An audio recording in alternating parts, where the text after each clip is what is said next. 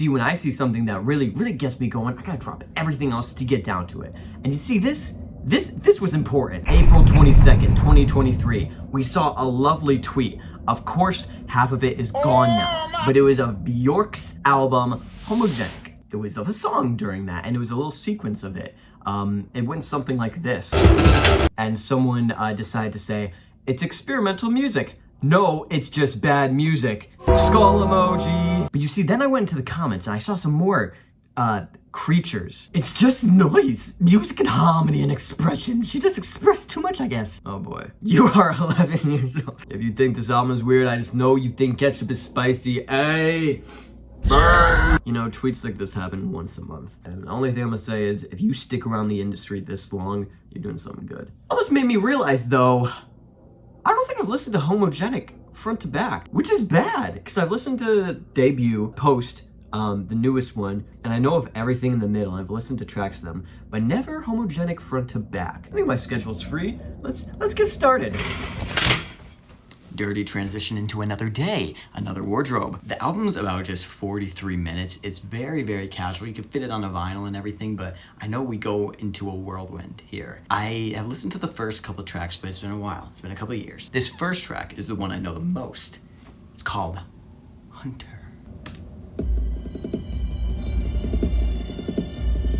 The little are going, oh, it's just bass, just loud bass right at my feet.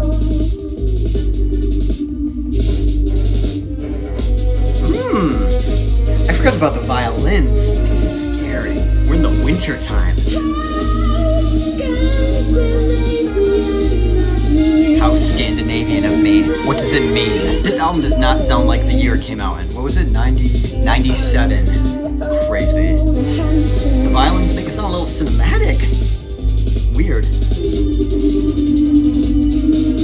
little drum solo. It's scary. It's I don't know if anyone else knows what it means, but I mean, like, it sounds like winter, but it really does sound like it's like kind of being lost in a very, just like a blizzard, but not like an aggressive one. It's just like you're deep in the woods, it's snowing, you know kind of where you are, but there's still like, you can't see what's around you. When I first heard it, it was like nothing that I heard from her before. It's ominous, it's exciting, it's very explorative. It feels like the 5th dungeon in Twilight Princess. The next track is Joga. Joga? This one has the most streams on the album. She sounds good here. She sounds really good. She's not doing crazy things with her voice. Not yet. This sounds really pretty. This is kind of when the storm opens. What the fuck? I like that little instrumental chorus that leads into the verse. That's going on.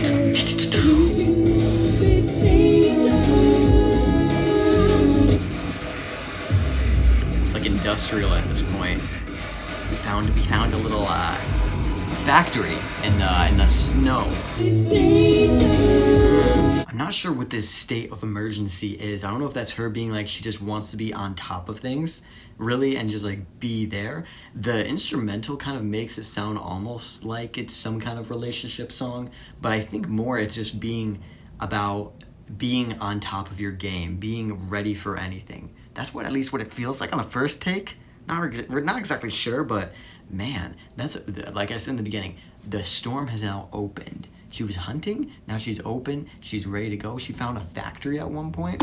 I don't know, it reminds me back to like a nostalgic time of like running through my woods where I didn't exactly know where I was going during a snowstorm, getting lost. Painting a very vivid image for me right now. I really like where this is going, and I can see why that's like the most streamed track, at least on Spotify right now. It's very accessible, very accessible. Next is Unravel. This is scary. I like it. Ooh. I think this is the lyrical, spiritual one. I'm gonna be reading the lyrics. If you see my eyes down here. Just right there, you see, like, I love little quirks like that in her voice where it almost sounds like she was about to say something else. She goes like, ah, but then with a grin, she just kind of like lets out this noise. It's just unpredictable and I love it.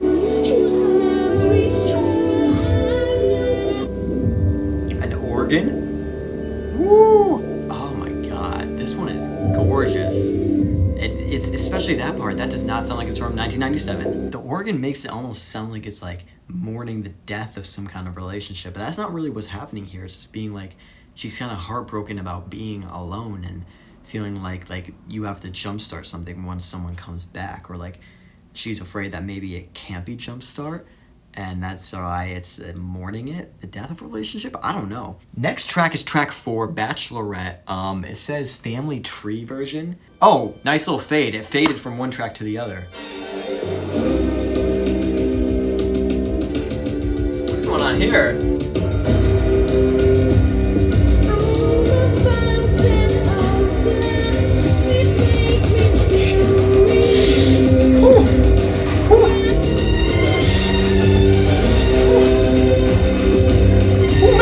Who made this? It doesn't even let up for any second, and I don't feel overwhelmed.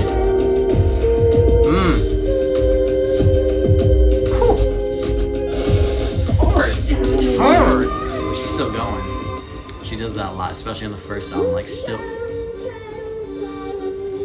Why do we just get a little accordion right at the end? I liked that. I don't know why though. Some she shanties were about to start up. Here's the thing about Björk.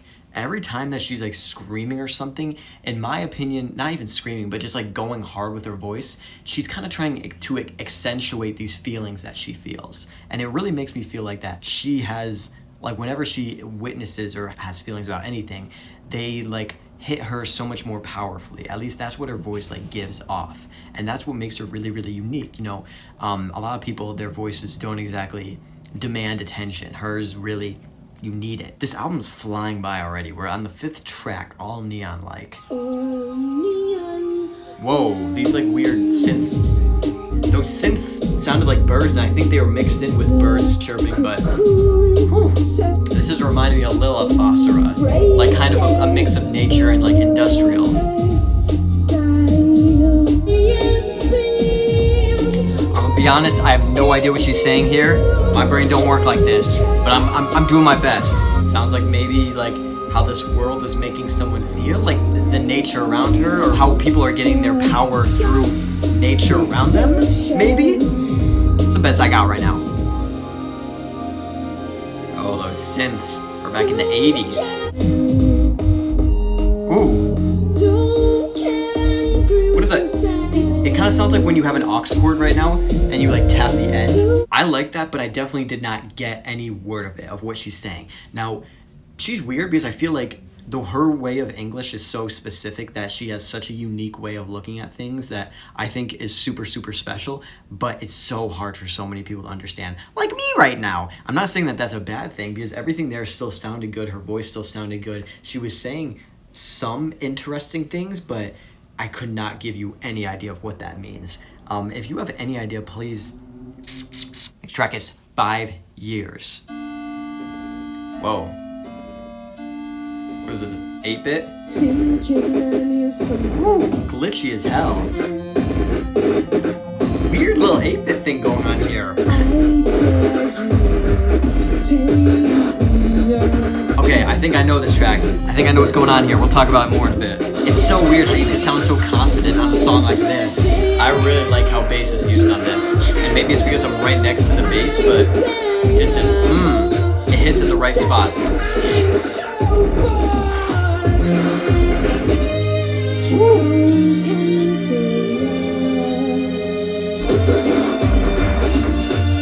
Okay, well, it feels obvious to explain that, but she's just like waiting for that right person to come into her life and just being like, knowing that people will not be right for her. I dare you to challenge me. I dare you to get in with me. It's so confident, and it just like, it makes her feel so like valued, if that makes sense. Track 7 is Immature. The bass, I must say it again, it does so much heavy lifting here. It sounds amazing.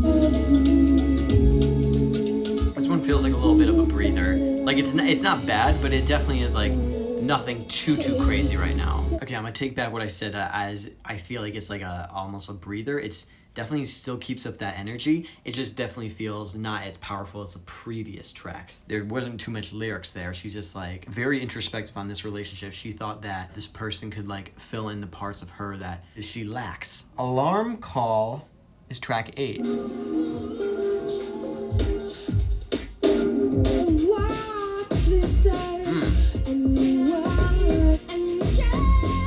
the little bass is nice.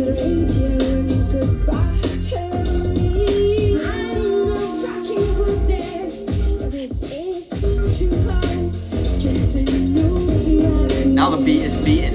The beat is beaten. You know what? This sounds like the 90s a little right now. Not in a bad way. Not in a bad way. This would be a great throwback, but you know what I mean?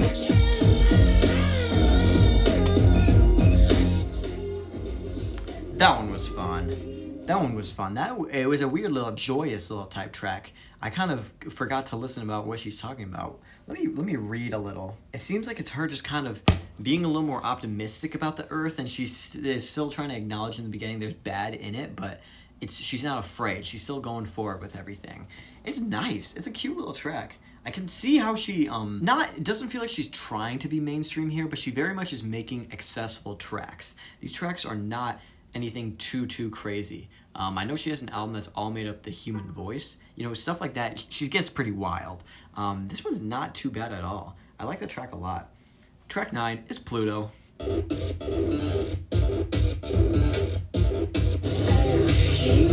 Oh God. She's a robot. She's a robot. Where did this come from, bruh?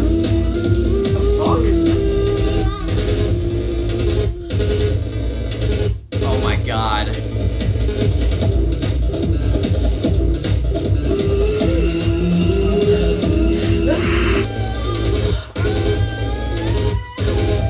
Oh my God, I need to see live footage of this. That comes out of nowhere. I don't know where that came from. That was really good. I mean, that's probably the best song in the whole thing. You know, when I was younger, I was confused why like people didn't like Yeezus, and they said, oh, it sounds like other things. It's not new. And I was like, and like the people that were saying like, oh, it just doesn't sound good, I was like, no, come on, it sounds pretty good. But when you had stuff like this that came out 16 years before Yeezus that were like doing a very similar thing, I can see how it's like you're just like, this ain't new, bruh. Oh my God, so that was a song that when I went on Twitter, people were like, this sounds awful, it doesn't sound good. That is the most exciting thing that comes out of nowhere. And I don't really know why it happens, but oh my God, I've never heard her like that before. And that was amazing. She's some kind of robot. I'm blown away, honestly. And we're on the last track now, which probably isn't gonna sound nothing like it. She just like went off on a little side quest where she turned into the Bush of Grover. Fuck me. All is full of love. Yeah. Why did it even be called Pluto? What is that? I don't know, bro. Sounds like main menu music a little.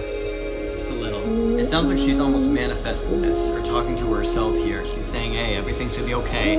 All is full of love. Even at the parts that are a little like negative, where she's like, oh, these people can't be with me, it still comes from a place of confidence. You know what I mean? So it doesn't feel too negative at all. And that's really I wasn't expecting that here. That sounds really good.